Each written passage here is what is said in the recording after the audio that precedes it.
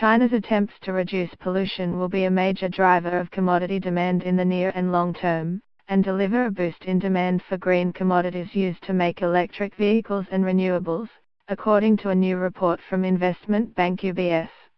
UBS, which is monitoring air quality records from more than 2,100 locations in China, says air pollution in cities affected by the winter industrial closures is clearly better than in winter last year. But UBS flags further action from Chinese authorities to curb pollution, if air quality deteriorates over winter.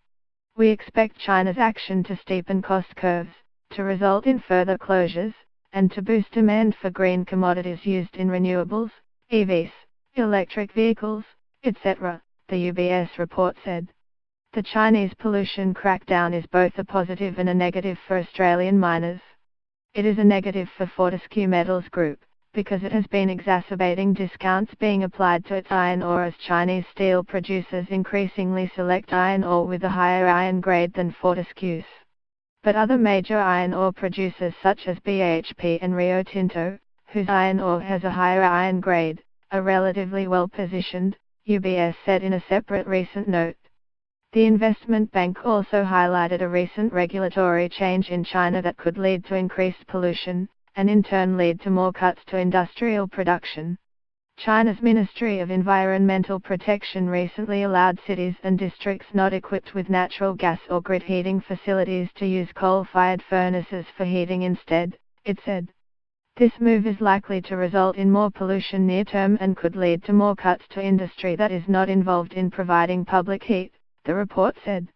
In a report last month providing a detailed analysis of China's pollution controls and their impact on commodities, UBS said China was converting more coal power plants to gas, increasing its nuclear power capacity, and supporting growth in wind, solar and biopower sectors.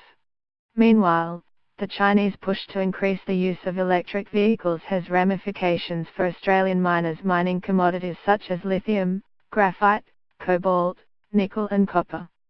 China has the world's most aggressive government plans to promote electric vehicles. It aims to increase new energy vehicles, NEVs, to 2 million by 2020 and to greater than 7 million, or greater than 20%, by 2025, it said.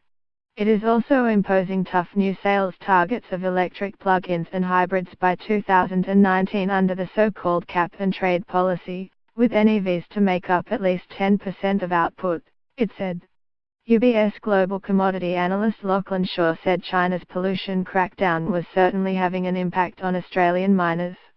It is driving demand for higher quality feedstocks in a number of industries in China. So the major iron ore producers tend to sell medium to good grade iron ore, they are getting better pricing.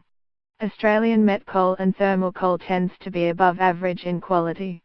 Met coal particularly is the best in the world, and the pricing for those types of products is building in more of a premium because of the pollution crackdown, he said.